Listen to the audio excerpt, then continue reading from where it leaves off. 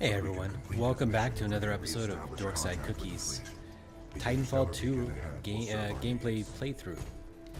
And if we don't get over there in time, we're just talking about some mobile games, in particular Super Mario Run. So Lydon wasn't really aware of it. I don't know if it's, I think it's going to be exclusive to iOS for some amount of time. And so the concept of Super Mario Run is it's like an endless runner. I assume you played an endless runner. Like Temple Run or whatever? Yeah, like Temple Run. Okay. There's Tomb Raider Run. There's all kinds. But is it bad?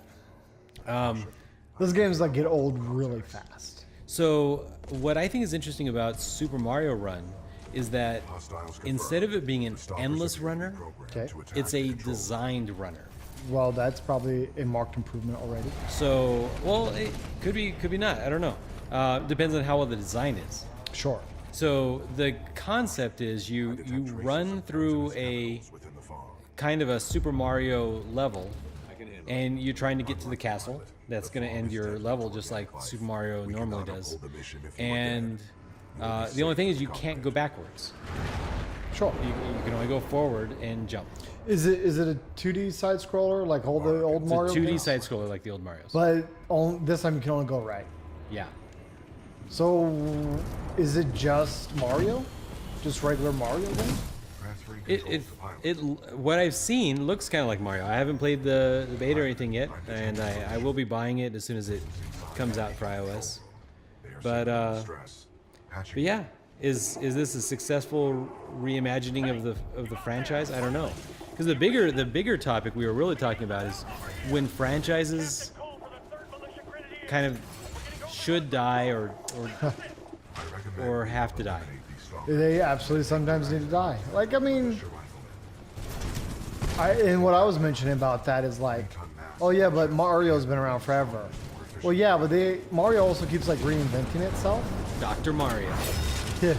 Mario RPG and all the others. Sure, yeah. Like in Mario Galaxies. Like they're really goofy sometimes, the games they come up with. Yeah. But like it's done with purpose. They know it needs to be this way.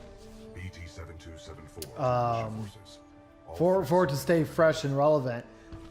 Like, I mean, right, as far as Call of Duty, it's kind of the same game. Kind of.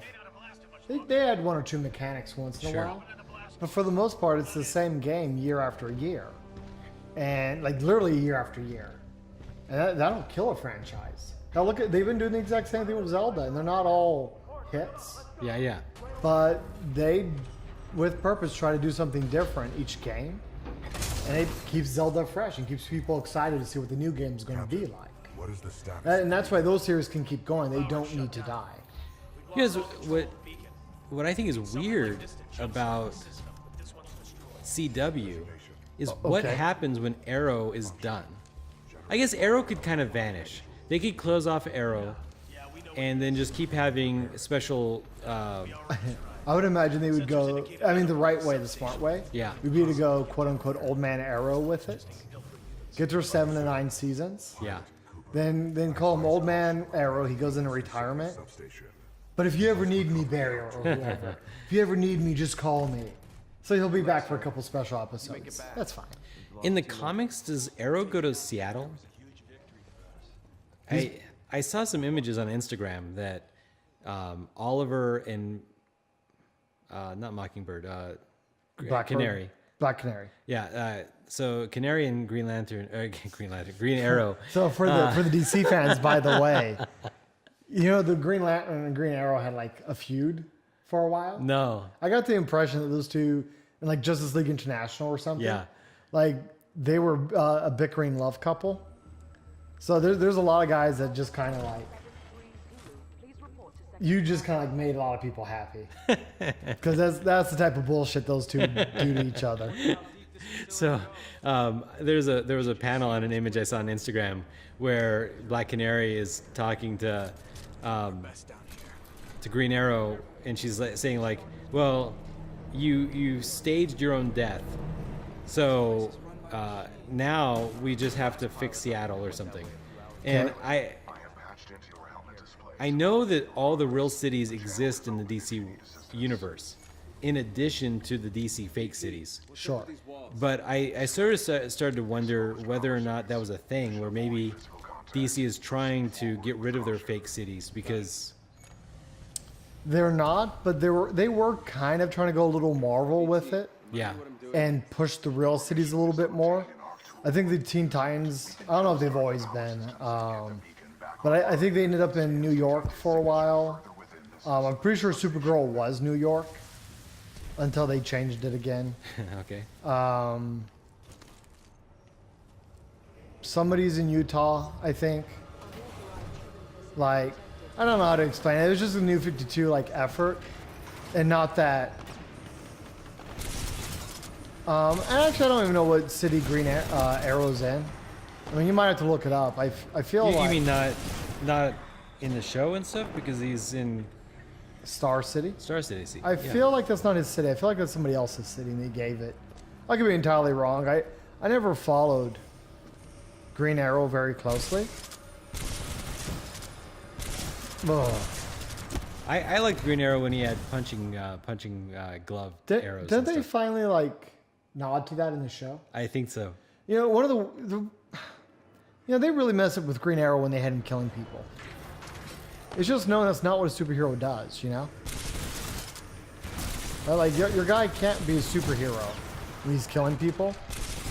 And I feel like it's always been kind of hard for the show to recover ever since. You know, I kind of like that he went there, and I'm not necessarily against him going there and being like different from Batman, so to speak. But the fact that the show started off with him just kind of like blindly murdering people, that's the part I kind of am not into. yeah. I kind of like where they have it now because I know you're not up, but in the current season of Arrow, he's willing to kill people again. Okay. And you know, because Black Canary died, and Who died? Black Canary. Yeah. So he's sort of lost some faith in his like commitment to being a pure hero. Okay. But for the most part, he just shoots people, and he shoots to wound. But I think he's willing to kill, and I think that you can't have every single DC hero be committed to letting innocents die rather than be turned into a villain. Well, right, but the problem is it's, and I don't know if you are actually, it just kind of dawned on me, you know, DC has a Punisher character. It's Batman's Jason Todd. Okay. The Red Hood. Yeah. Right, his story was that the Joker killed him, and he's been kind of bitter about it ever since, Yeah. to say the least. And as a result, like every time they bring him back, and of course he's edgelord Jason Todd, and they usually play him as a guy who's like quick to kill the bad guys because he's so bitter about the Joker. He's just going to do the right thing. Yeah. And get rid of these guys before they can ever hurt somebody else again. But it's been, for the most part, really hard to write a Red Hood story. Because if your superhero runs around with guns blasting people in the face, like one, you kind of intrinsically don't think he's going to have a lot of recurring villains. And that's not helping. That's true. And the story is kind of flat. Like if all he's going to do is just murder a guy, it's just kind of a flat story, Like why don't you just murder him faster? Yeah. Where Superman's got the restriction, or Batman especially, has got the restriction of trying to do the right thing. And you'd have the same, and do have the same problem with Green Arrow. I'm okay with the idea of Green Arrow being, in some respects, a more violent, absolutist version of Batman. Sure.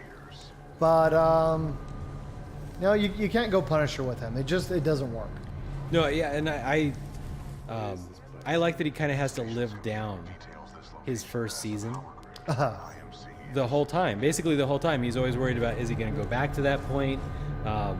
He's getting judged by other people for being that way before. Like, people that want to be like that are like, why can't we be like that if you were like that? Sure. So I think I've told you, Oops. Or man, what was I what was I even gonna say? With the Punisher especially, characters that like behave that way, I wish, like Superman, how I wish he just didn't punch everything in the face. Yeah. I wish I would want them to still have their own code of conduct, and like they're not violent killers that just indiscriminately murder absolutely everybody, but they are more absolutist than Batman. They will go that extra mile. And what that translates into is they still have a problem. They're trying to get, maybe the lackeys of Hydra or whatever out of there because they know they're routinely brainwashed or whatever. Maybe they're a part of a child trafficking slave effort. Like, give it some background so you justify why they don't want to blindly go in there and kill absolutely everybody. And honestly, I think about that too. I'm like, all these guys have moms and stuff. Like, something happened that got them here. They're not. The world isn't filled with a billion white supremacists that Hydra and all the others hired. Yeah. And like, I'd like that reflected in the way the Punisher behaves. But don't get me wrong, he's going to get to the Hydra commander and murder the shit out of him. And so that's kind of like his struggle. He's got an intent that he's going to complete. But it's not going to be just him showing up and bloodily murdering absolutely everybody on screen. And kind of cheapening death to begin with by doing that. But for all of them, Jason and even Green Arrow, like, I'd be comfortable with that if that was the kind of like literary approach taken.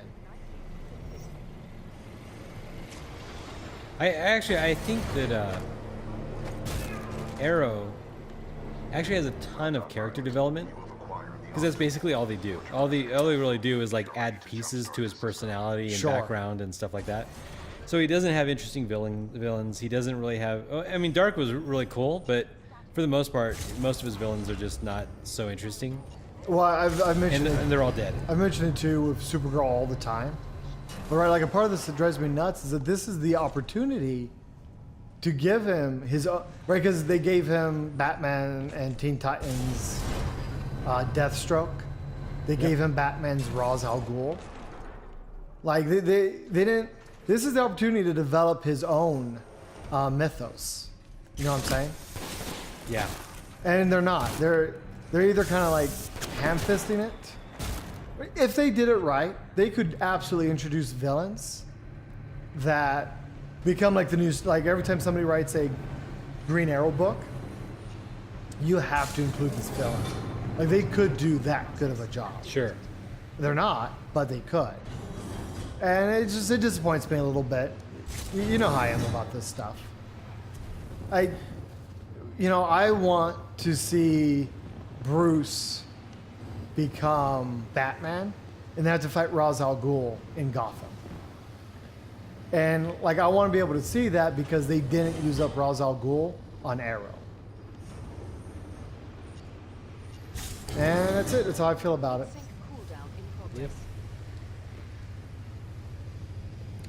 Yep. All right. We had a good stopping point. I want to see if I can make this jump. All right. No! Okay. I might be able to make it on the next playthrough. All right. That until next time. This has been Dorkside Cookies. And yes, we do have cookies.